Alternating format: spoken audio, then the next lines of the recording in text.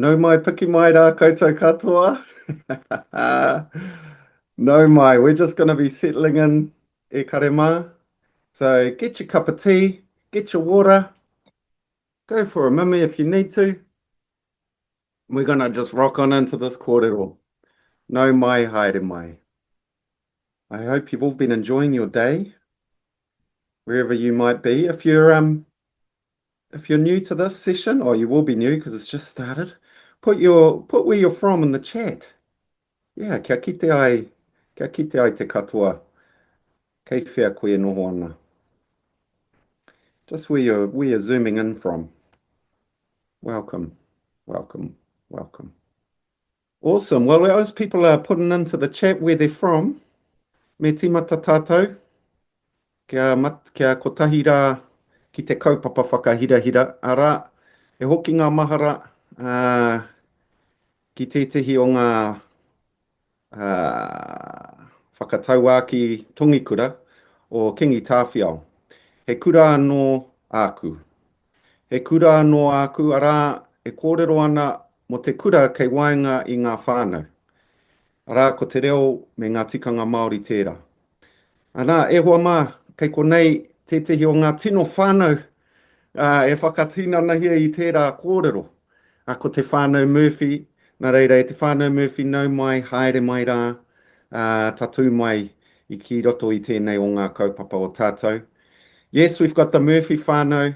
This is a once in a lifetime opportunity to hear some intergenerational experiences of activism, and what a wonderful afternoon we have planned for you. Before we get into the kōrero, we'll just do a bit of sharing around our community code. Now, some of you will be familiar with this, so please have a read of those few things. I can't quite see how it's pretty small from where I am, but yep, we have to be, we want to be curious and open and respectful. We want to respect each other, make generous assumptions. One person, one mic, confidentiality. We speak from our own experiences. We don't speak for others. No one knows everything, but together, hey, guess what? We might know a lot. Yeah. Make space, but also take some space. Take some space, but make some space. He tau ututu. We can't be articulate all the time. I definitely cannot. I don't know about the Murphy whānau. Well, te puna o te ki ko tēnei e wama, hoi anō. We don't take ourselves too seriously. I definitely don't. Life would be pretty dull. So that's our community code. Ka pai, accessibility, please. The slide for it. There we go. Yeah. So all our stuff here, you can access the captions. So you can control the toolbar to click on the captions, and we'll also have transcripts. We've had a number of questions coming up around transcripts. This will be transcribed, and you can link to StreamNet. Oh, there we go. Thank you. Oh, look at us working in tandem. And you can also check out the attachment and the attached info sheet around the accessibility. Ka pai. It's important that everyone can access our kōrero today. Next slide, please. You should have some music. This is the maroke o hoi anō. Haere tonu. Next slide for our partners. Yeah, we got over 65 or around 65, maybe 63. I don't know. I think it's 65 though. So thank you to all our partners who support our kaupapa, and sharing is caring. We appreciate you. We got heaps of partnered events, watch parties. People are jamming in their lounge, Ngahuia, watching it on the big screen. I know. So, yeah, it's all on. It's all on. So we want to appreciate all of those people doing the watch parties. We've got a decol reading group. We got other things there as well. So it's exciting. This is our last session for the opening day. Ka pai. I think those are the generic slides. Yeah, so ka kōkiri atu ki tō tātou nei kaupapa. Ka pai. Nā reira. Kia mōhio mai koutou ko wai tēnei, e tūake nei, ko Alex Barnes taku ingoa, i tupu ake au ki raro i ngā manaakitanga o mā tātua waka, taki timu me te arawa ki tauranga moana. Nā reira, i puta te ehu i te kōhanga reo me te kura kaupapa, nā wai, ko au tēnei e tui mui a koutou, no mani apoto no te tai tokerau taku kōtiro, Ko au titihi o ngā ringa raupā o te kaupapa nei. So, Alex Barnes, originally from Tauranga Moana. I now live in Tamaki Makaurau, the land of 100 lovers. And I've been involved in this event for a while. And the Murphys are friends of mine. So this is a special session. My own bias there, I'll own that. And yeah, so that's a little bit about me. We'll just do a very brief intro for the Murphys, kia koutou tērā, and then we'll get into some of the questions about the Murphy whānau and the work you've been up to for the last 40 plus years towards a te tiriti honouring Aotearoa. So kia koutou te wā.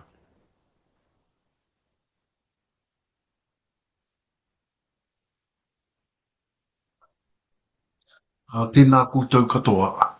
Kua kuhu mai nei ki tēnei wānanga. Ki tēnei kōrero. Tō mātou whānau. Tēnei ka mihi kia koutou katoa.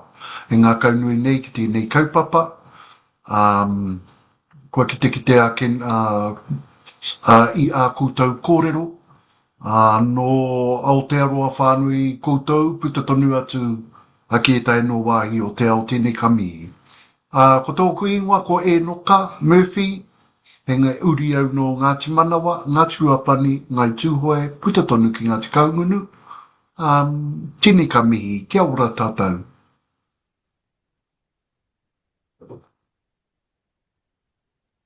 Kia ora mai tātou katoa. Kai te mihi kia koutou. Kai te tautoko ngā mihi kua mihia. O tira mihi ana kia a koe Alex. Me te kaupapa kai mua i a tātou. Ai, tēnā koutou. Kia koutou whakawhiti te motu, whakawhiti te ao, e whakarongo ana ki enei pito kōrero. Ka tū whakamihi kia koutou katoa. Nau mai, kuhu mai, hara mai ki enei kōrero i te rānei. Ko Ngahuia Murphy tōku ingoa, ko au te pōtiki o tēnei whānau. E mihi ana ki a koutou. Kia ora. Kia ora koutou katoa. Ko Takawai Murphy tēnei. Ke taku taha, taku ho waikene. Chris Murphy ke te mahi tahi māua. Ko Ngahuia taku tā māua tamahine ko Enoka tā māua tamam. Kei te mihi rawatu kia koutou katoa. Ko whakapiri mai nei ki te kaupapa I tēnei rangi. It's a wonderful pleasure to be with you all. Thanks, Alex. Yo, kia ora, tēnā koe e pā. O tira Enoka Ngahuia, whai Chris, tēnā koutou. Lovely. Thank you so much. I just forgot to mention, if you got questions as we go, yeah, put them in the Q&A. There's a Q&A spot. Some people get a bit cheeky and put it in the general chat. We got moderators. They're dealing with that. So can we give it up to the moderators and the people behind the scenes? There's about 6 people helping us today. Yeah, all volunteers. Mahi aroha. Ai. Weti ana. Koia. So today we're talking about intergenerational activism and this particular kaupapa called Hui Pumaomao. And just a little bit of context, I was a bit of a Johnny-come-lately, actually, to Hui Pumaomao. I went in 2002. Yeah. So I was in my early 20s. But Hui Pumaomao had been around for a bit longer before I jumped in. And actually, that's where I met you, Ngahuia, was up at Waitangi. We had the Rangatahi Forum.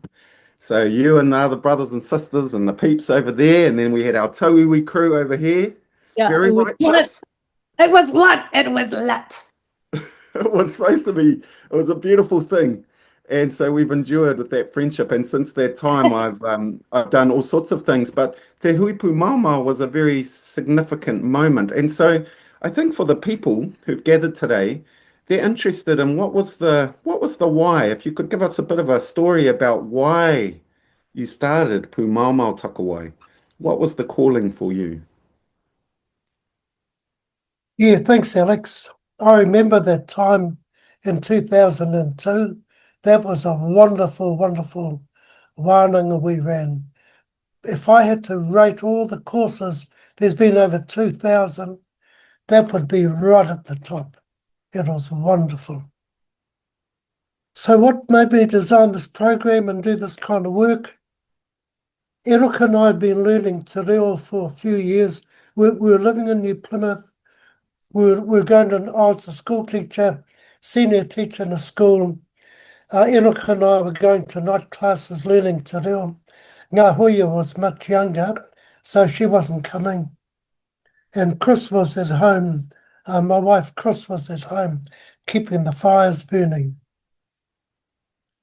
That was the kind of spark, and at the time I was a teacher, a senior teacher, and circumstances happened in my life to make me examine my practice, Alex, as a teacher, and the service I was delivering to Māori kids, me and my peers.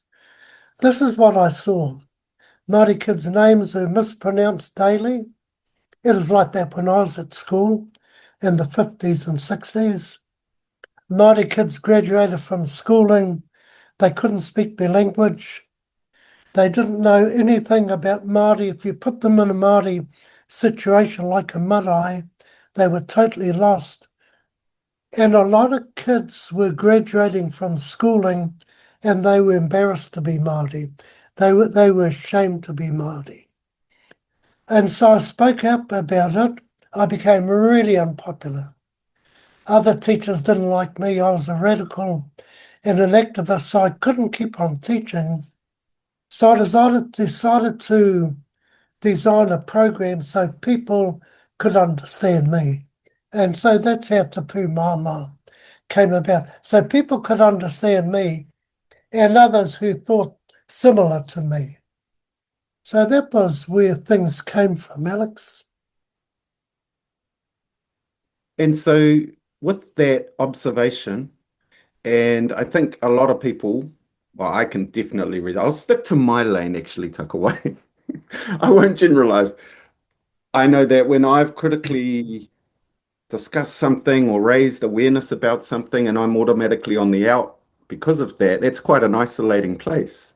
So tell me a bit about what the structure of Hui Pumaomao is. What do you focus on in order to almost reconnect to people? So that, because I can hear that disconnection that happened, and you're aware of that disconnect with the kids, but also yourself being disconnected from the profession. So you're designing this program. What were some of the key ideas behind it? Yeah, that's a wonderful question. I decided to look at where Māori were right now, and they couldn't speak te reo. In terms of social statistics, there was heaps on the dole, low-paid jobs, that kind of thing. And I wanted to design a program to show what caused that. So Māori weren't at the bottom of the ladder, not because they chose to be there, but I could see it was a part of the colonization process, and I wanted to show that, especially to our people, Māori people, and then some history as to the events that contributed to that, and also what our tupuna, what our ancestors had done to try to fix those kind of things up. So the protests from the past and the present include in there the Treaty of Waitangi as well. And then I wanted a section of the course to be about, okay, we've learnt all this knowledge. How can we apply it? How can we apply the knowledge to improve our lot? That was the basic picture. That's right, because you go to these courses and then what are you going to do with it, eh? What's the practical use? Yeah. What else was happening around that time? You mentioned the politics, the te tiriti. Who were the other like movers and shakers? Just thinking of the context. Who were you inspired by? Yeah, at the time there were radicals. There were protests at Waitangi every year. People like the Harawitas, Hone and Hilda and Tamaiti and all of those, they were all active. And in the early days, while I was younger, I could never understand what it was about. And whenever I asked people, they always explained it in a way that I was dumb because I didn't know, or I've been listening to too many Pākehā people. And so something I realised was that there was a lack of information about what all the protests were about, and there were very few places you could go to get a clear explanation about what was happening. And so I decided the program I designed was going to explain in simple language to people what all these Māori protests were about. And it was amazing, Alex, because at the end of every course, people would say, so that's why all the protests are there. For the first time ever, a lot of participants said they finally understood, and people would often say to me, it was like someone joining the dots together. So that was the setting. Kia ora, kia ora. Now, I would be really remiss here, Takawai, if I didn't mention your lovely wife. When did it begin to be a Takawai and Chris, or was it always a Takawai and Chris thing? When did you guys start to go, actually, this is a whānau thing? And then we're going to move into some kōrero with Enoka and Ngahuia about their experience. But we'll start with you, Takawai. When did you and Chris decide you'd be doing this together? Yeah, so when I first started, I was pretty unpopular in the teaching sector. Teachers saw me as a radical and activist. Chris was always there supporting me. And then after I'd been doing it for 8 or 9 years, I wanted to move close to Mirupara, which is my ancestral home. And so we moved to Rotorua, which is less than an hour from Mirupara. We moved there to live. And I was in my job, I was always away from home, running to Pumaomao wānanga. Chris was always at home. I always missed her. She always missed me. So I said to her, hey, look, why don't you come and work with me? That way we'll be together all the time. And secondly, we'll be able to model the Treaty of Waitangi in action. What was the thought behind the treaty when it came out in 1840? Because my research had told me that it was like Māori and Pākehā holding a kete, and the treaty was about ko koe ki tēnā, you hold that handle of the kete, ko au ki tēnei, and I'll hold this side of the kete.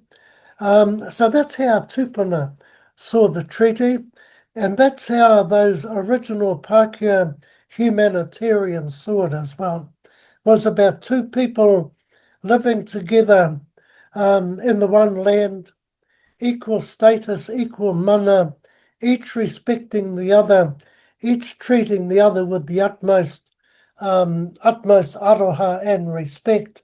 That was what the treaty was about, and I wanted us to model that to all of the participants who came on the course.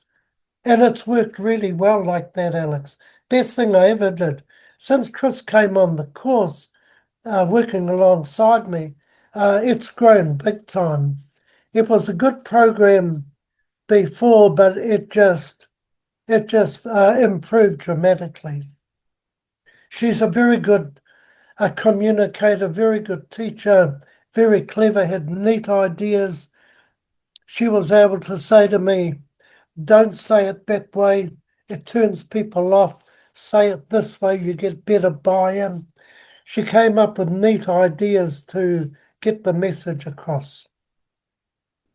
So she joined the team on the road in 1999. I started teaching the program full time as a full-time job in 1991. So it was my 9th year on the road. Wow, that's a lot of kilometers. That's a Yeah, lot of kilometers. And I'm also, that's a lot of hui. There are thousands and thousands of people. I just want to acknowledge tō mātou nei hoa Matariki, Aaron Matariki, me yeah, ona kōrero. Anō ko wā koutou nei mahi he mahi aroha. yeah, He mahi aroha tēnei. I a koe kōrero ana mo tō makau, mo tō hoa rangatira. Ara, he mahi aroha. Ko te whāingo te tiriti, he mahi aroha. So the way in which you describe your relationship with Chris, but also te tiriti, and demonstrating aroha is very powerful. And those aren't my words, that's Matariki's words, that it's a story of love. And I love that. I love how she's lovely. She's encapsulated that so lovely in a lovely way. yeah. Yeah. She's So wonderful. yeah. So e mihi ana ki aia. I'm just gonna shift gears now, Takawai. I'm gonna focus on your two beautiful children here. My two my elders in some ways. Enoka e Ngahuia tēnā kōrua. I'm interested in how the experience of Te Pumaomao and having parents so active like that influenced you both. And there's two questions here: how it influenced the way in which you saw yourself in the world, and then how it also influenced your own respective work, your own research, your own teaching. You're both researchers and teachers in your own right. So that first question is, how did it shape you and your understanding of the world and your whānau, and then where you've kind of gone off on your own respective paths? If we could start with you, Enoka. Tēnā koe, Alex. You know, I enjoyed what my dad said. We don't often get to hear our dad talk about the origins of Te Pumaomao, and I enjoyed that kōrero. Te Pumaomao for me, I was a Kaikōrerō Māori. Now, I became a Kaikōrerō Māori the moment I got school C Māori. My mum and dad pushed me into teaching te reo, and that's with no training or anything. They did all my planning every day, and they did the planning minute by minute. This is what you do now. This activity will last for 3.5 minutes, and then you do this. And so they pushed me into teaching from the age of 16, I think.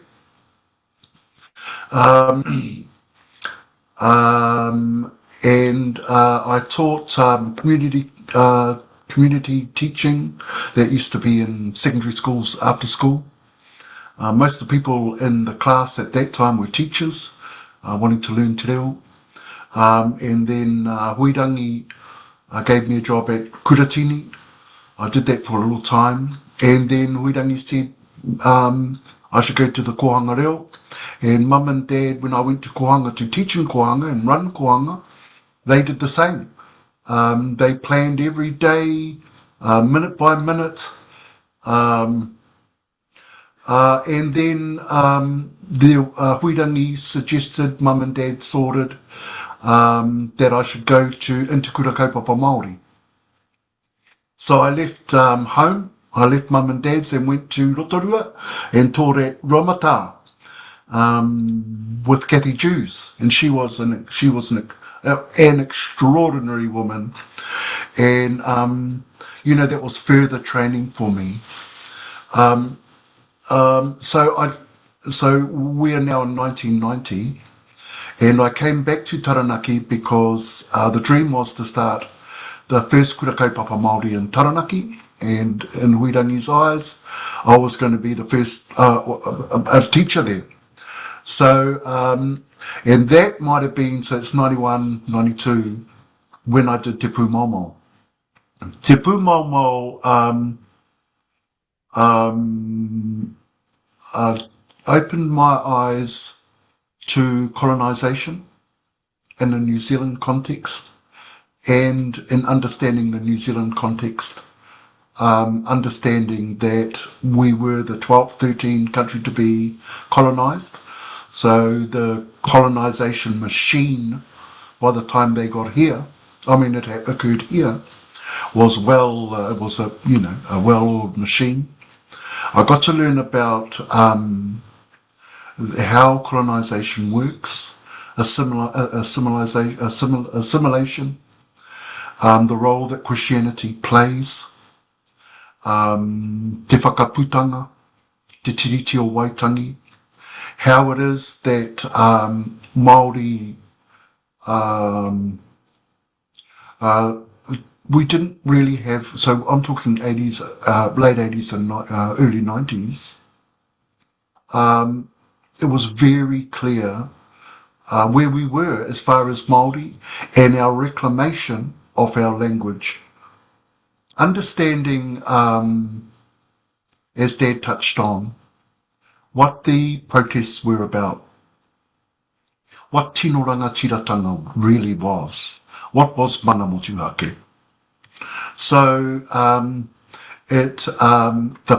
was always very, very passionate about Māori, Te Ao Māori, tino rangatiratanga and all those things. And that just widened my horizons, but it did put some real staunchness in me, anti-racism. And I'm still the same today. My passion in the late 80s, early 90s has not changed. So Te Pumaomao, it put some Didi in me too. And what am I going to do with that Didi? How am I going to negotiate or deal with that Didi? And I decided that the most powerful thing that I could do with the training that I'd received over the years was to empower people with identity, with language, with culture. Adult teaching, you set your students' research. So the students' research was all about their own identity, their own language, their own mita, their own mountains, taniwha, waka, everything, to cloak them, to empower them into their own identity. Now, I could go on, of course, but I'm going to give it to my sister. Kia ora tātou.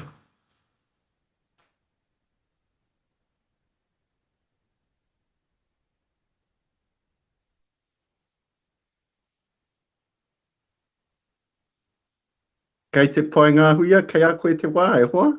How did it shape you? Ai, kia ora tātou, kia Oh, ora. ka pai. Love that kōrero, Enoka tēnā koe. Dad, pai, he rawe nā kōrero. How did it shape? Well, I feel like Dad, I mean, we were lucky in a way. We were away from our haukainga te urewera, and that was Pōuri, but we grew up in Taranaki, and Taranaki was the place to be.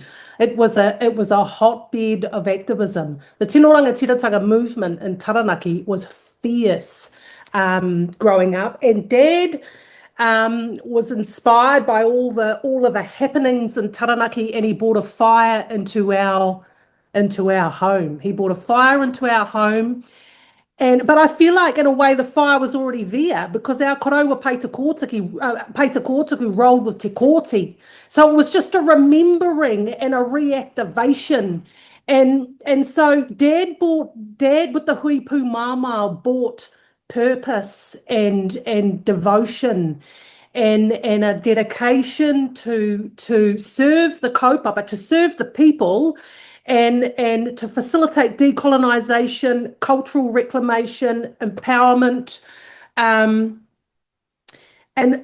all of that. It was a real, and it was the feeling of it was this is our lives, our little lives are grafting into an intergenerational movement, and intergenerational momentum of reclaiming who we really are, because we've been told all this. We've gone through processes of assimilation to forget who we are and how deadly we are.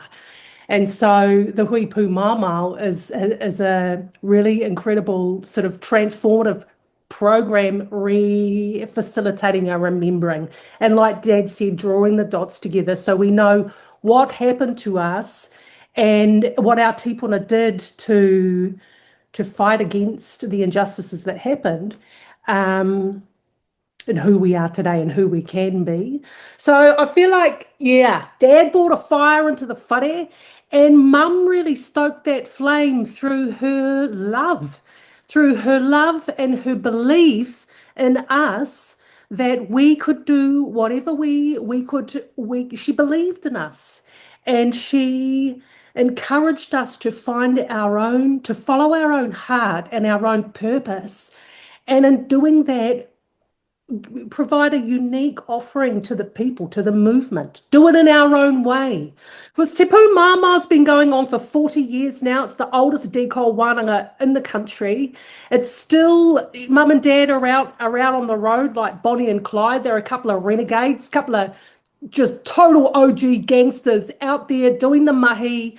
They won't retire. We're like, when are you going to come in off the road? And they're just, no, they're all the way. They're committed to the end. And, they're so pono to the mahi. And yeah. Yeah. Yeah, so that's kind of how I feel. That's how I feel. We were lucky in Taranaki. We were all inspired by Huirangi Waikereputu, the kaumātua Huirangi Waikereputu. He had a profound impact on our whānau, and Te Miringa Hohaia for me personally, from Pariaka. But Huirangi Waikereputu, he was. And it reminds me of Dad's talkback radio station. Dad had a fantastic talkback radio station that was just lit. It was broadcast nationally. People used to ring up from all over the country, and he'd have really fantastic kaupapa that agitated the people and really forced us to think, like banning Christian prayers on the marae ate, people. What do you think about that? And people would ring up hot, and Huirangi Waikereputu, he was incredible in that he talked often about the impact of Christianity on our people, the subservience and the kind of hierarchy of domination, the way it had been weaponized, to naturalize dominance and relationship of dominance and subordination. And he talked about too, like the last time I heard him speak, he talked about the significance of the importance of us recovering relationship with the atua wahine. So that had a really profound impact on me and my mahi, and he also stimulated the revival and strengthening of our people returning to karakia tūturu, to our own incantations, which in turn foster the relationship with our own atua, and just rebuilding the spiritual foundations which are the source of our cultural identity. So in my mahi, so with the Hui Pumaomao, I feel like it's the foundations of all of our work in the world. Me and Enoka have continued the kaupapa in our own way. So for me, I wanted to know how, in terms of decolonization, cultural reclamation, who we are as a people, I wanted to know about wahine, decolonization and cultural reclamation in relation to wahine, because we know that colonization is a patriarchal process. It's inherently patriarchal. It elevates men over women and institutes a gendered hierarchy that knocked the balance out of our world. So my work has been about doing research and exploring and reactivating knowledges related to wahine, including our sacred knowledges that have been censored and erased and obscured and demonized, and bringing them back to empower our people's plight for liberation. Yeah, because I think the key lies with wahine, because we represent the continuation of the people. Yeah. Kia ora. You heard it. You heard it. E hoa mā. This is it. Just a reminder, if you got questions, I know our moderator's always all in there. Please add some in. Feel free. That's really on point. Everything you've all shared. And I'm thinking back to an earlier session today with around social movements with the bro Zane. He was facilitating alongside Casey Hartendorp and Eru Kapakingi. And one of the questions that came up there was around sustaining ourselves and restoring ourselves in this work. It's rough work, it's violent work, it's difficult work. And Takawai, you talked about being excluded by asking difficult questions and raising things that the profession and teaching didn't want to look at. And so in your own ways, you've all been challenging the status quo. And I'm interested now in exploring how you stay well. How do you all stay well in this work? And you can answer that as however you'd like, because this was a theme that had come up earlier. It's a theme that comes up in lots of activist circles that I roll with, because otherwise I'll just burn out. So I'm always interested. So I'm asking you guys, as a whānau, how do you navigate this? How do you stay well as a whānau and individually? Ka tuwhera te papa, hari te mea ka tohu kōwai Kaikōrerō, engari ko te puku ke ka tohu pēr. Hoi anō. Well, I've really enjoyed sitting here listening to Enoka and to Ngahuia. I'd like them to go first because I really enjoy listening to them. They're really good. I admire them both. I admire my wife, Chris, as well. They're all wonderful, wonderful, talented people. Alex, as you know, and I like listening to them. It's a good question. It's a belief. It's a belief. So, Dad and Mum set the scene of how you interact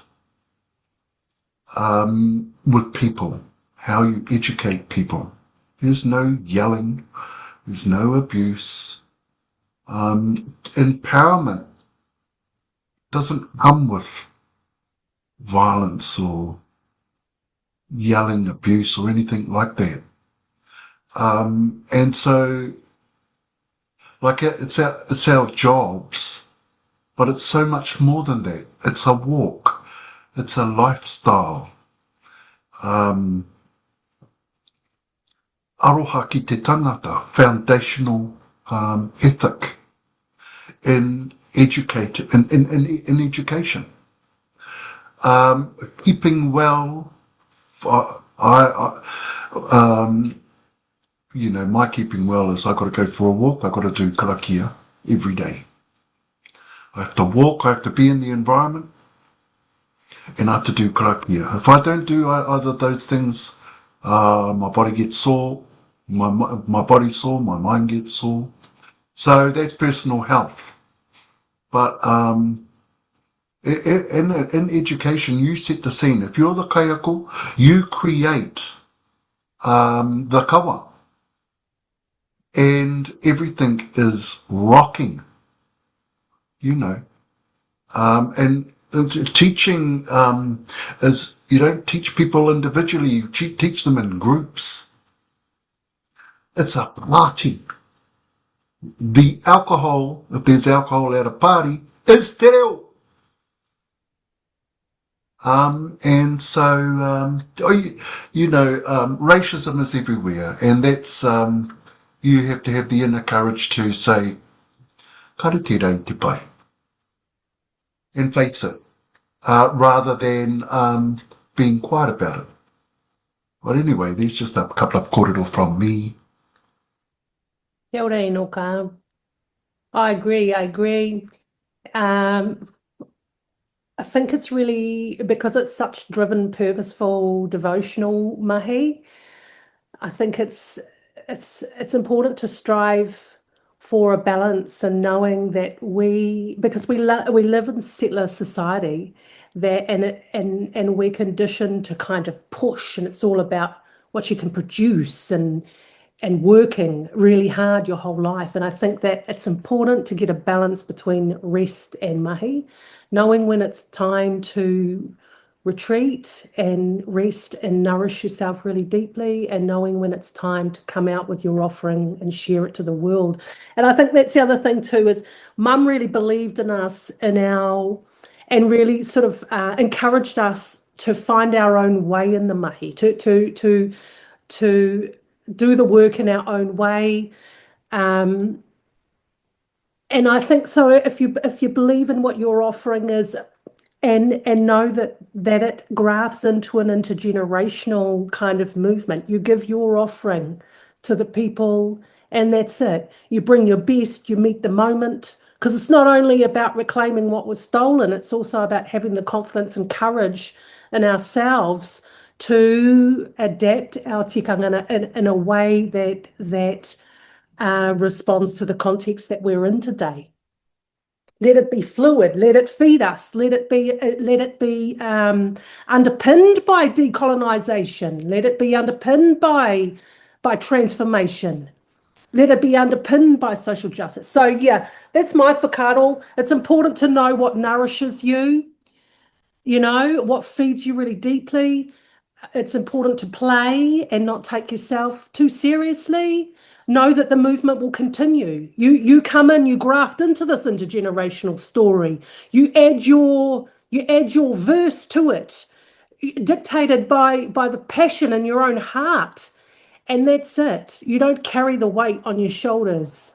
You just give your offering and to feed the people, and know that it's part of a whole symphony, you know? Yeah. Don't carry the weight of it. Beautiful. See you back, Dad. I thought we were in trouble there. What? What do you mean by that? What do you mean by that? Dad disappeared. Hey, Oh. Dad, have a kōrero to the question. You're on mute.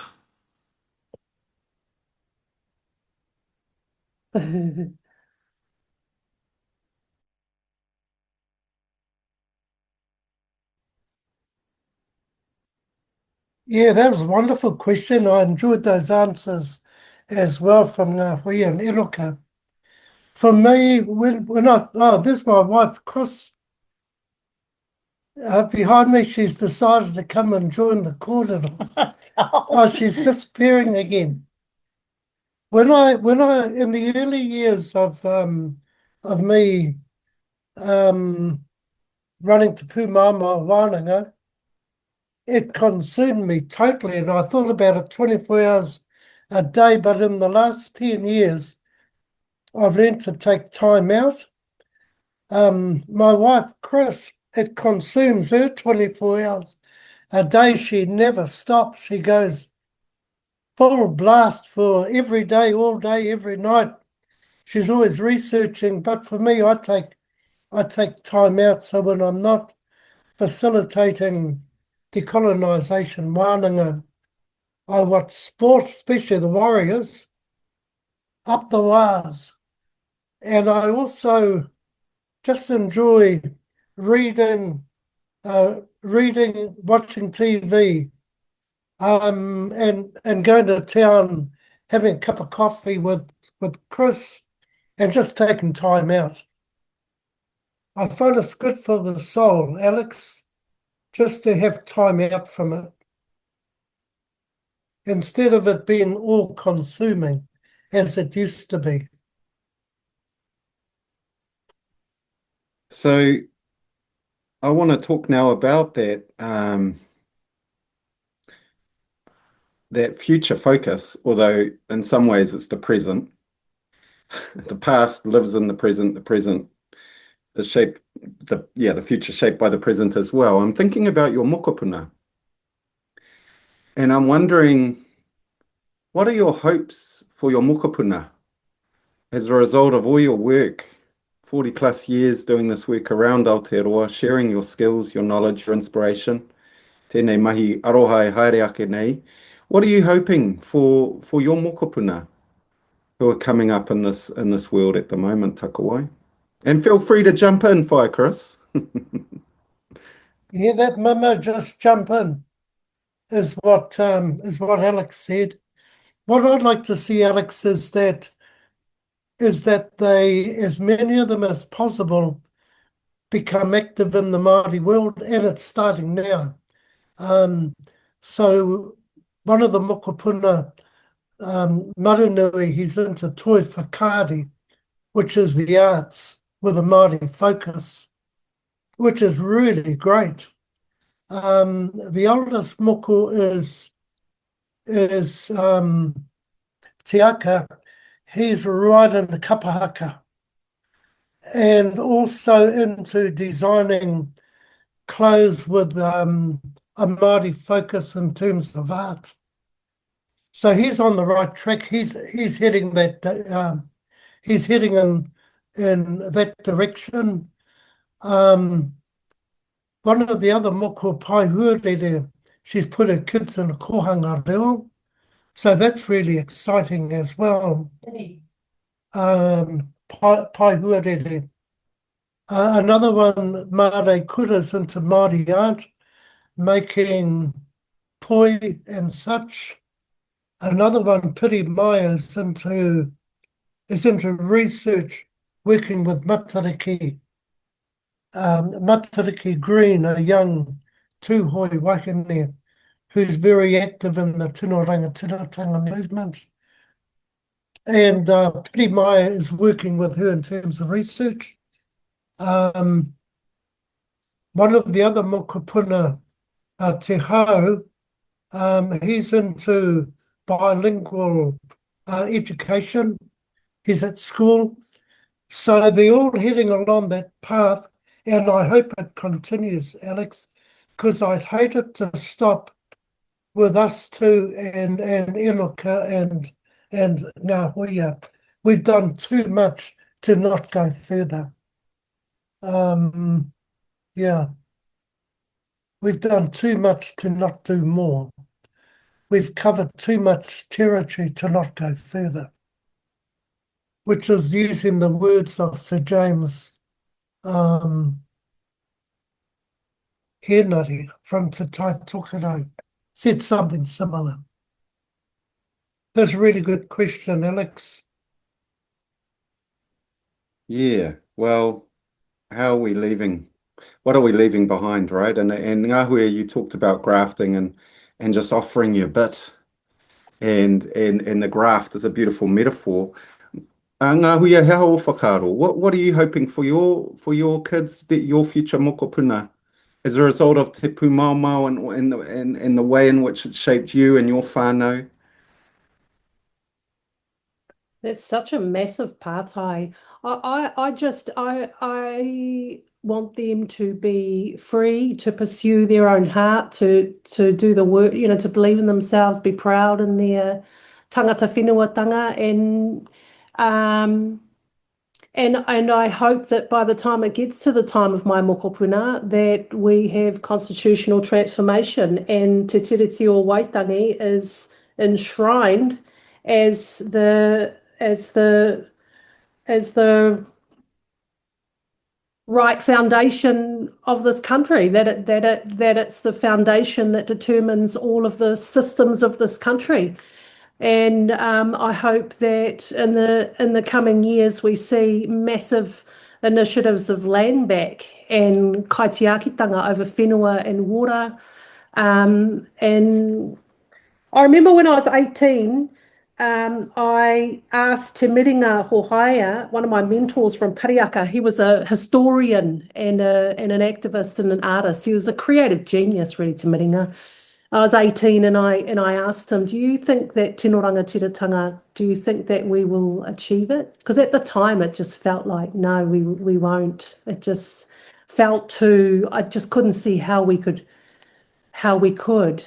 And he didn't even hesitate. He was just like, absolutely, absolutely, we will achieve it.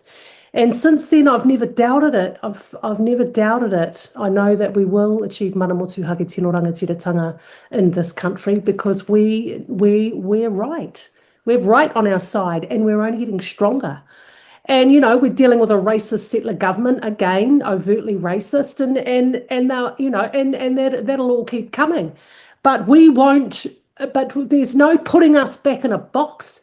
Like we're not going anywhere. Yeah, we're not going anywhere, and we will do all we can to liberate ourselves and our whenua in our way. So I believe in that with all of my heart, and I know that we'll do it. I know that we'll do it. Yeah. Kia ora, Ngahuia. Actually, Ngahina, I think, Te Miringa's daughter, I think she's watching. Oh, She said she would be Ngahina! tuning. Yeah, I think, but I can't say. I don't know for sure. Oh, she's incredible. You should see her art. I mean, it just goes to show, activism has got multiple expressions. Like noho are important, hikoi are important, but activism has got multiple expressions, including art. And her art is profound. Yeah, her art is inherently decolonial and helps to reactivate our memory about who we are and provide a real cutting edge commentary on ongoing colonial shenanigans. Yeah. Yeah, busting out of the shenanigans, Ngahuia. Bust that out, name it for what it is. Enoka, kei a koe wa, hea o wawata mo ngā mokopuna e whai ake ia koutou. Ia, hea o whakaro po wawata. Well, I tautoko, of course, what's been said already. All our mokopuna are Māori. So number one, to be happy, as my sister said, to be free to pursue whatever they want to know who they are. You know, when my children were born into this world, their first language was Māori, and it was easy. Easy peasy. All you had to do is believe in it. Ko muti te kōrero Pākehā. But my kids, they all got partners that don't speak Māori. Now, I was in the same predicament, but I said to my partner, I had a couple, that in my house, karakau e kōrero Pākehā, and you don't speak Māori, so you should go away. Oh, no, I'll learn Māori. Oh, well, there's no Pākehā in my house. And so my partners learn Māori just like my kids. He kōrero Māori. And so I watched them with my moko struggle. They didn't have what I don't know why, but they didn't have don't have my staunchness. That it wasn't, you know, if you go with the Pākehā speaking Māori, then all of a sudden you've got to have a Pākehā speaking house. And so I just had something extra in it. I mean, with my daughter and our two, my daughter and her two kids, my mokos, we have tried everything. For my daughter, who is a native speaker, to speak Māori to her kids and only Māori. It has been a battle. We've tried to, we've used money, we've just tried everything.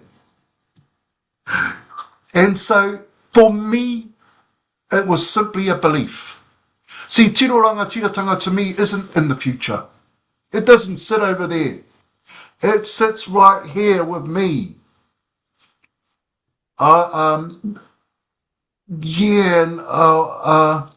So thankfully, I've got two of my younger mokopuna and kohanga reo, thankfully, because my kids, they just battle too much. over what's necessary to have a whare kōrero Māori. Even though to me it's a piece of cake, kōrero Māori. So, however, at the end of the day, me mātou ki te reo. Otherwise, they got us. When a Māori goes to university, they shouldn't be going to learn te reo. They should be going to university to do what their passion is. Te reo Māori should be a right. We shouldn't be in debt learning our own reo. Anyway, that sharing might be a little bit much, but kōrero Māori, be happy, be free, to pursue what you want to pursue. And hopefully I answered that question. Beautiful. Ātāhua. Ātāhua kenei. Koutou. Tēnā rā koutou I rā whakautu. Kua tai mai e te hi pātai e hua mā. Yeah, we're at Q&A time. Kei te pai tonu tēnei, Takawai, Ngahuia, Enoka, kia haere tonu. You guys Yeah, want to continue really, taking questions? Alex, I really enjoyed listening to Enoka and Ngahuia's kōrero. Yeah, wonderful. Well, waiho mā te tangata he mihi, o tira ko kōrua, ko Chris. E nei, ana, kua whai rāua I wā rāua ake engari, ana, ko te pito mata, ko te kākono, I timata I te kāinga, nā reira. Hoi anō. Ka waiho e rā kōrero mō nei. I'm going to jump into a couple of questions. I'll start with this one. Kia ore te whānau Murphy. Aku mihi mō tēnei kōrero. He pātai tāku. As a wahine Māori, what suggestions have you got for moving through colonised and racist spaces to lead change while protecting your own wairua and mana from wider systemic issues? There's a lot in that question. That's your specialty area. Oh, crikey. That's a hefty, that's a really hefty pātai. Tēnā koe. How do you protect your wairua moving through colonised spaces? Ko ia. Te wairua me te mana. Oh, ati rā, he haere ngātahi, but yeah, te wairua. How do you protect your own wairua and mana? I think you've got to identify what are the things that nourish you and look after you and commit to those things as a daily practice. Look after yourself. If you're going into colonizing spaces, you've got to be toe inside yourself, and then do your karakia, go home, have a pure, yeah. In some ways, we talked a little bit about some of this earlier. But it still persists, doesn't it? When the violence is there. Yeah. How do you sustain your vitality, your integrity?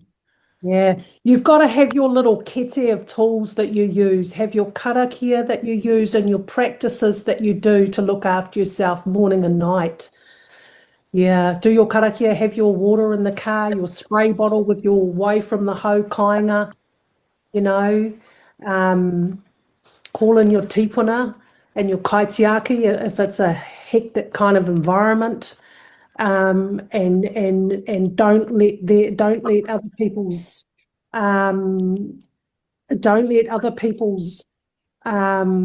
racism and ignorance don't wear it. I think keeping close to your own sort of council of tipuna and kaitiaki for me personally, and nourishing my relationship with specific atua wahine as a daily practice, and knowing what really nourishes and feeds my own wairua. So when I go into those places, I have an immunity because I know I'm protected. Yeah.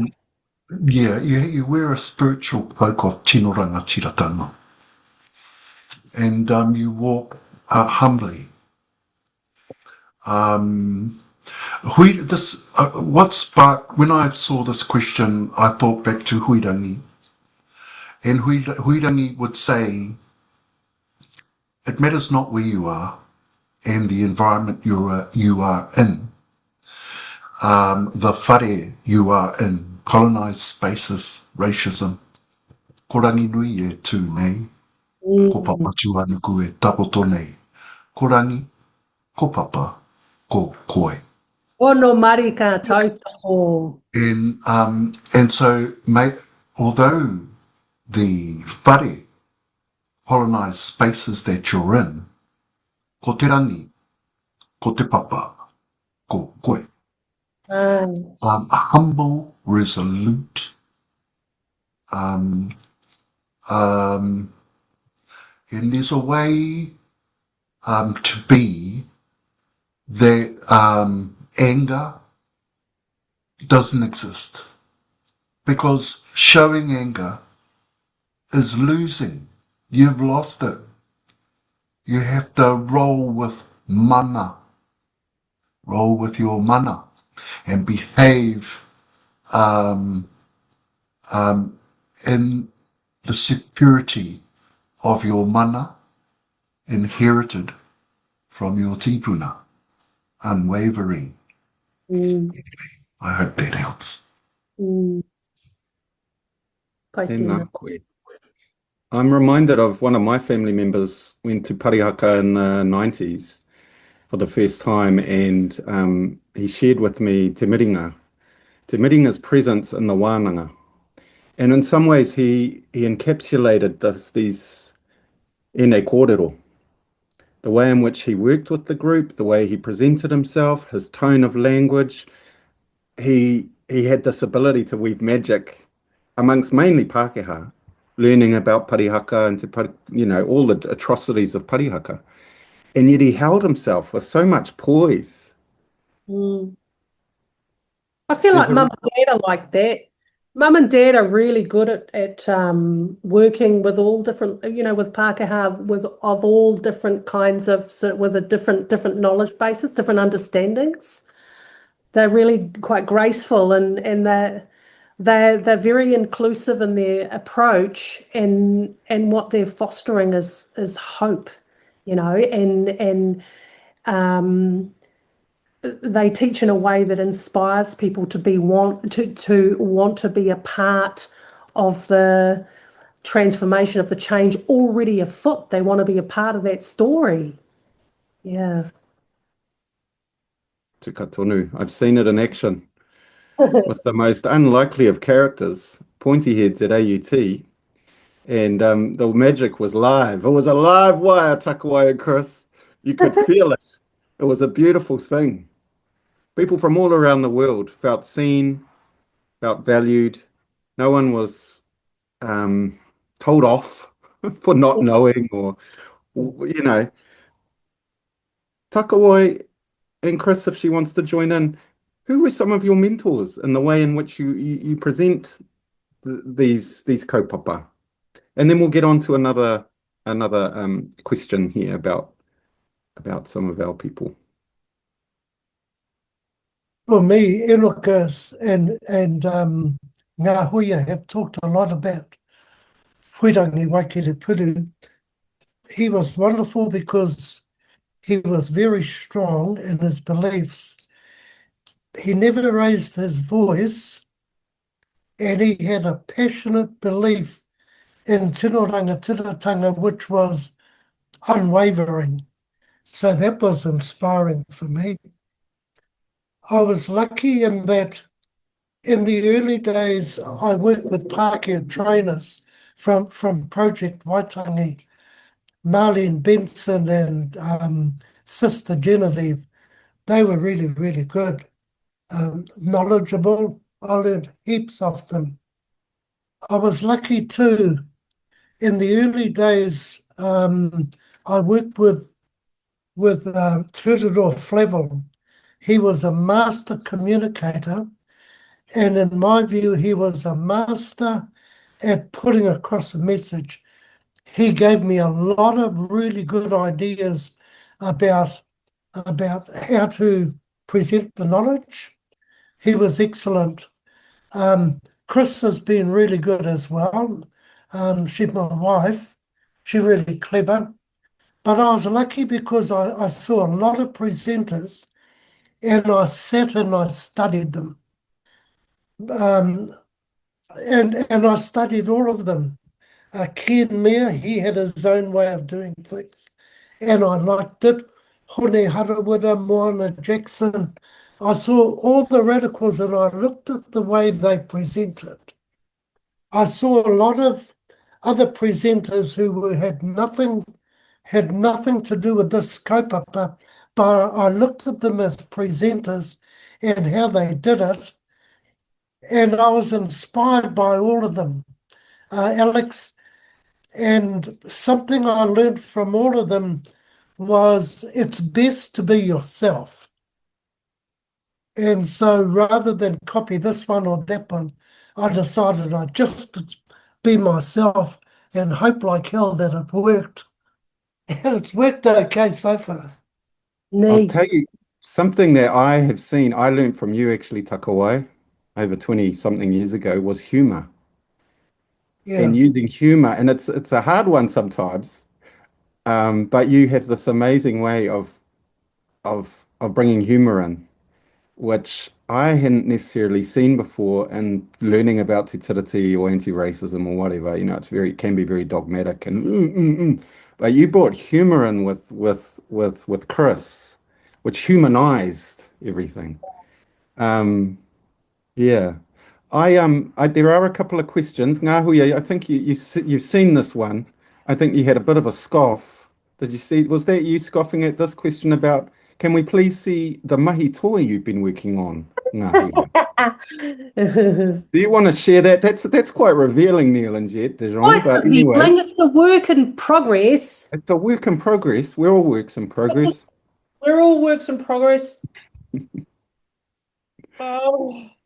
Oh, That's what I'm working on. oh, no, the love hearts are blowing up. Tēnā koe te tuahine. If you don't mind, I'd like to jump into the next question. Yeah. And this one's come up a couple of times today, because anyway, I won't speak to it. I'll just let it. You don't need me giving me my version. What can tangata tiriti do to tautoko, this future? What can tangata tiriti do to tautoko, this future? You know, Alex, in the early days, I was really lucky. We lived in New Plymouth and we organised a lot of tino rangatiratanga events. They might have been marches, might be I'd run a decol wānanga on the weekend. And Pākehā would have their, they would listen to Māori radio, Te Korimaku o Taranaki. They'd hear what was happening, then they would meet as Pākehā and work out, okay, what can we do to support? So they might come along to a meeting and say, we know you're planning this, we've got a koha of $400, we don't want a receipt, spend it however you like, that's our contribution. I remember one weekend I ran a decol wānanga and a group of Pākehā women came and said, look, we know you've got a decol wānanga on the weekend, Saturday, Sunday. We're going to come in the morning at 8:30 once the kids have had breakfast. We're going to take them away for the day. We're going to bring them back just before tea time. So that was their way of doing it. We would march to an event if we were doing a protest march. We'd arrive there and Pākehā would have set up a tauiwi embassy. They'd have cups of tea, they'd have scones, they'd have cake, and it'd all be free. They'd also have an event tent with lots of info so people could go and look, read about the treaty. So that's what Pākehā people did in Taranaki in those early days. But I think a really important one is to get pronunciation right. because when you say it right, there's a lot of unspoken messages there. And one of the messages is I respect the language, I respect the people. So a lot of them are just small things like that. Reading, being understanding when you hear racist put-downs of Māori, offering an alternate view. Chris, wherever she goes, she always pronounces Māori right. It's really neat. I've seen some really neat Pākehā today who are fulfilling the roles alongside you, Alex. Everyone in this Pākehā, they all volunteers do that kind of stuff. Be like you. You're actively supporting Māori.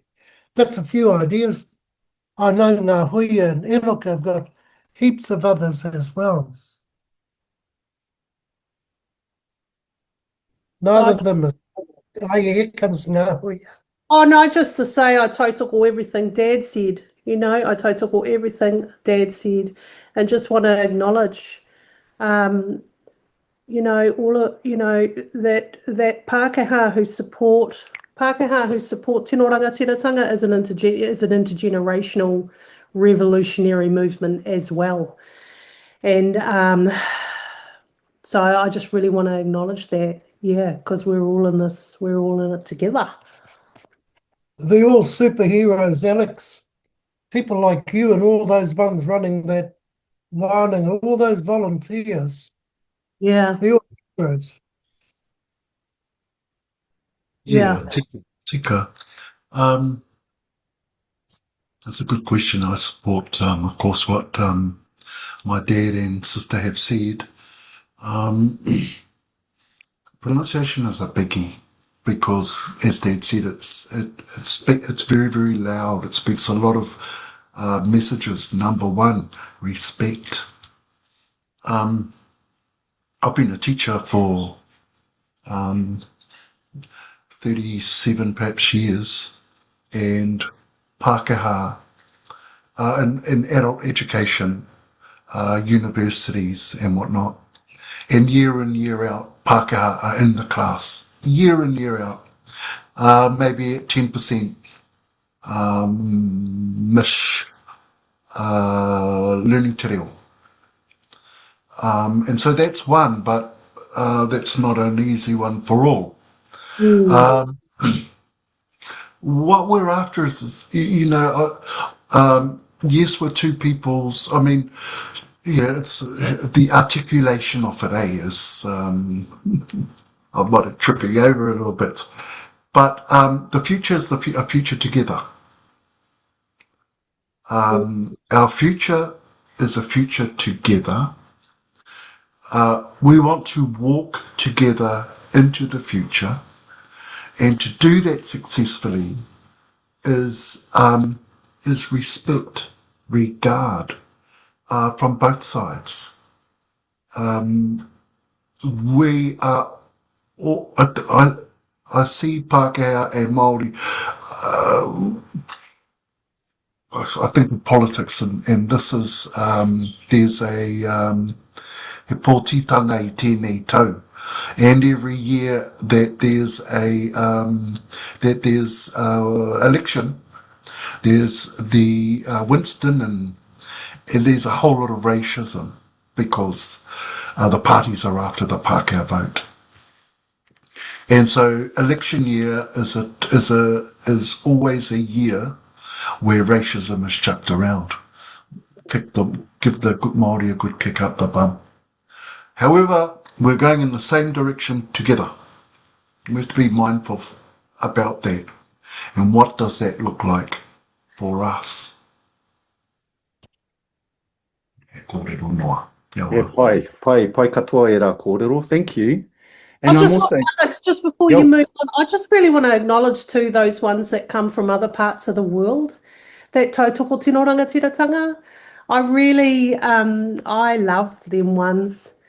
Yeah, I love them ones, and And because more often than not, we are natural allies. We are natural allies. We share the same or similar histories of colonial oppression, of ongoing settlement, and all of that. And so I love seeing ones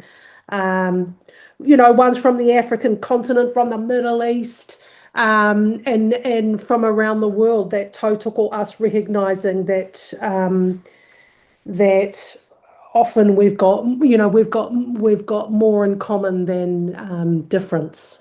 Kia ora.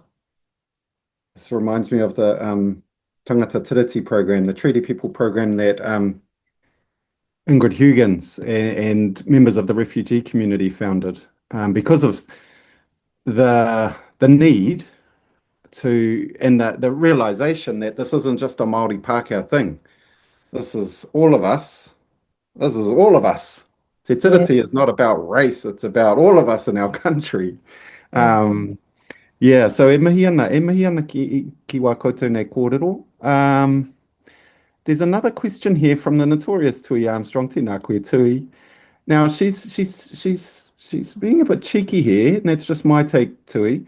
Question for Chris, the lovely Chris. Mama, there's a question for you. Yeah, ask the question. Okay. How was the mahi for her, holding space for Māori pain and Pākehā guilt? Yeah, she's just putting in her headphones. There's a question for you.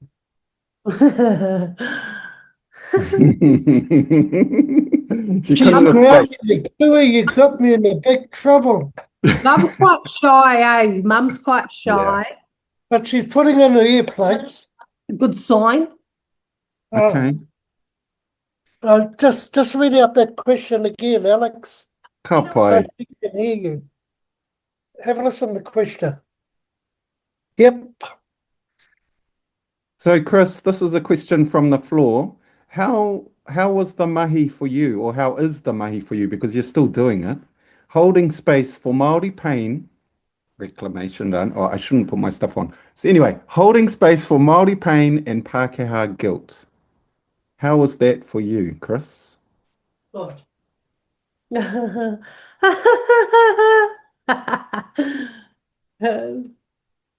you want to talk? No. She just said good. Mum. But she's an absolute expert.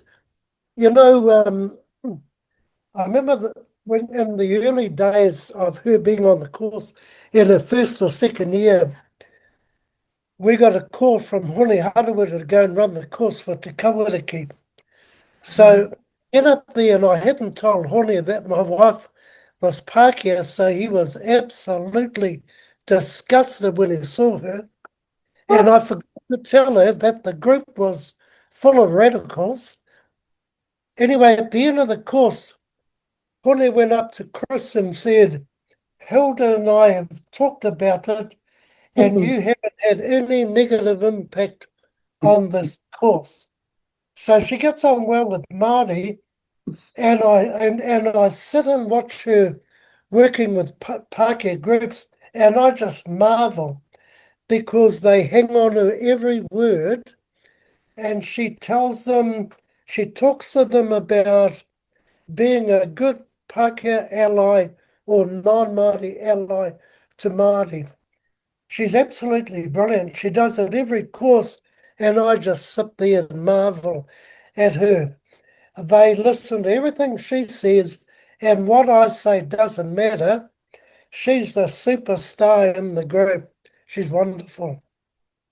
So sorry, Tui, my wife wouldn't come and answer the question for you, so you have to listen to me instead. She's very stubborn. Oh, she's shy. Mum's shy. Yeah, she's shy and she's stubborn as well. She's sitting on the bed glaring at me. Well, she's smiling at the moment. Alex? Let's hope the impact of this kōrero is going to be positive after as well. Yeah, no, she's sweet. Awesome, awesome. Well, we're coming near to an end. You've been so generous with your time, so gracious, all of you. There is a question here, and I'll just put it out. It's relation to te reo me ngā tikanga Māori. So tēnā koe thea. How do we protect and uphold te reo as a taonga passed down through whakapapa? And how do we remain grounded in our values and identity in these challenging spaces? How do we continue to move forward, essentially? We've talked about this in various ways, but I'm just going to put it out there again. If there's anything we've missed or anything else you'd like to say in relation to that. How do we uphold te reo Māori as a taonga passed through whakapapa in challenging times? Speaking of, Enoka, Ngahuia, experts in that area. by speaking it, you know, for many, many years, just very quickly, when I was a young fella, late 80s, Māori would be very offended in hearing te reo, threatened. So much has changed. So much has changed like that. But back then, Māori would be very, very sore if you were speaking Māori. Now, in my own life, in the 80s, when we with ātarangi, right? Kōrero Māori I ngā wā katoa, I ngā wāhi katoa, right? That's the rule. I can go, I've been with my mokos, my own children over the last 30 plus years into shops and stuff, speaking Māori to my kids or to my mokos, and Pākehā in those years couldn't bear it, hated it. But when you went into an Indian shop, when you went into an Asian shop, they loved it. They appreciated it because they understand language is identity. And if you only speak English, what does that say? My identity, my Māoriness, assimilation. Think like me, act like me, talk like me, right? It is exceedingly political simply to speak Māori unapologetically. Kōrero Māori I ngā wā katoa, I ngā wāhi katoa. Whilst those words were in the songs of ātarangi in the 80s, you know, and that set the scene. This is what's required. No fear. And even when Māori would get angry, I would say, you cannot put te reo Māori in a box. And, yeah. That's one of the things I loved about Enoka growing up particularly, was he relished in disrupting Pākehā dominant spaces. We'd be at a restaurant, he'd always, he'd get up mihi, or do karakia, and we'd reclaim the space for ourselves. But Enoka particularly really relished in disrupting Pākehā dominance. He'd go into the bank and with his check, i roto i te reo Māori, and insist that they cash it, and Dad would be called to go down to the bank, and it was fabulous. Yeah.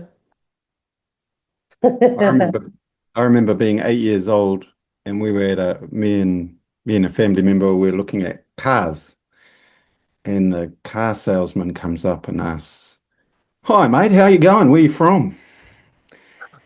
And it's my dad, and he goes, "Oh, we're from Tauranga." And he goes, "Oh no, you're not one of those, are you?" And I was 8 or 9, and I was at Kura, and I was the first time I had the whoa, such anger come towards me. Hoi anō, koia, and kei te kōrero tonu a tā Timoti mā, kōrero tia I te reo Māori I ngā wā katoa, ahakoa keiwhea, ahakoa, yeah. So e mihi ana Enoka and all of your work in educating generations of reo speakers. And this question about raising our kids in te reo, and yeah, them turning away because of partners is a big one. It's just come through again in one of the questions from Thea King about partners and that whole dynamic. But we are running low on time, and unless you want to speak to that again, Enoka, about turning away because of partners. Well, Timothy is a dear friend of mine, Timothy Karetu, and he makes it. It's very simple in his eyes. Choose your partner wisely. It's straight from his mouth. Am I right? Whina Cooper said the future of race relations will be made up in the bedroom, something like that. Oh, I don't know. I should be careful. Hoi anō. Maybe Alex Kapai.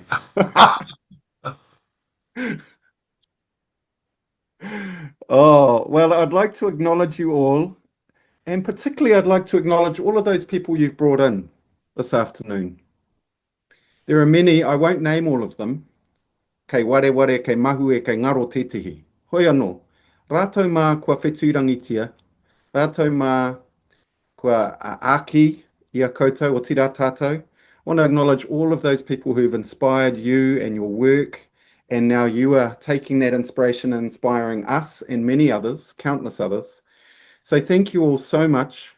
To those that have passed, we acknowledge you. To those that are here today, thank you so much for being with us. It's been a wonderful session. I really hope it has been for you all, the Murphys, the Mafia, the Murphy Mafia. E mihi ana kia koutou. Wondering whether there are any last words you'd like to share before we sign out. I just want to mihi to you, Alex. Aroha, my dad. I just want to mihi to you, Alex. Ngahuia. I'll just say and I'll pass over to Enoka.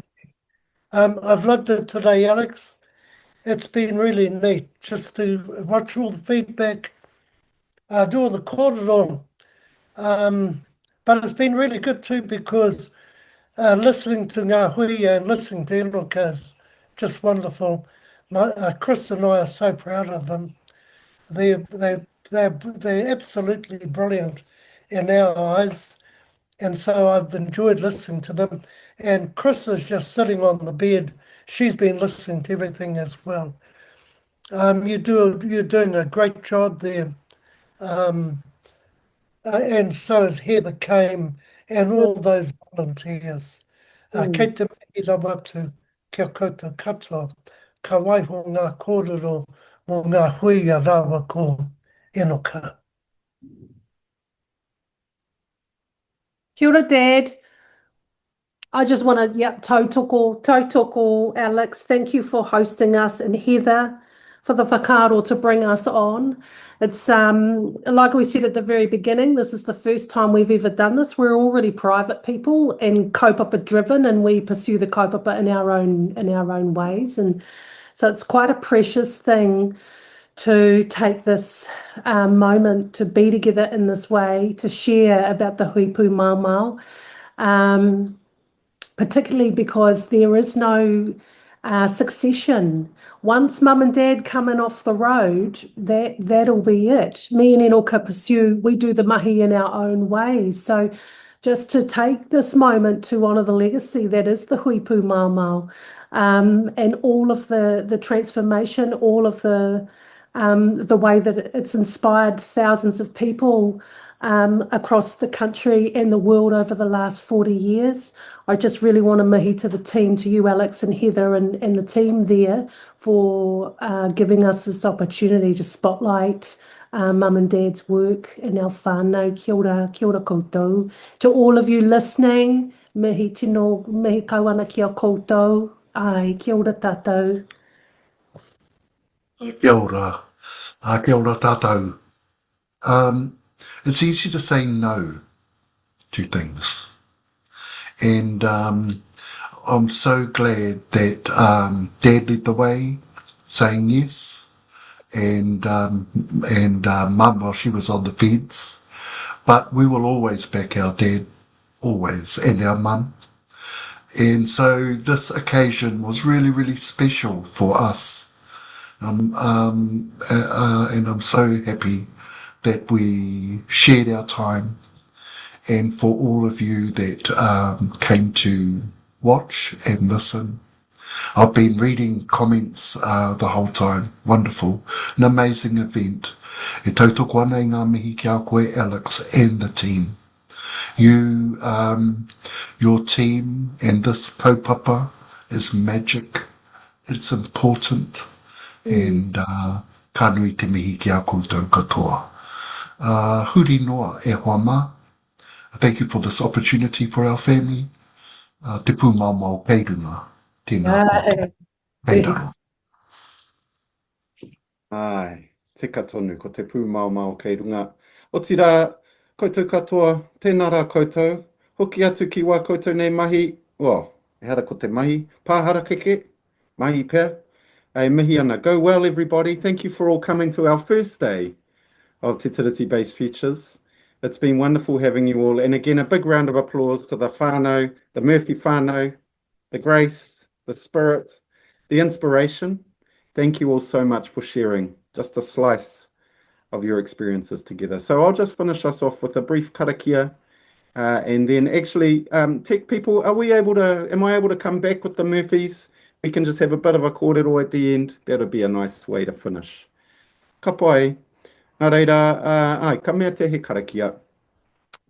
Tēnei te Māori, ka heke iho ki te whenua e takoto nei, he rangi atua, he rangi tipua, he rangi tawhito. Iwhiti ko te mātauranga i tau ko te māramatanga. Tēnei ka hikitia, kia wātea, aumie, huie, tā kia tātou.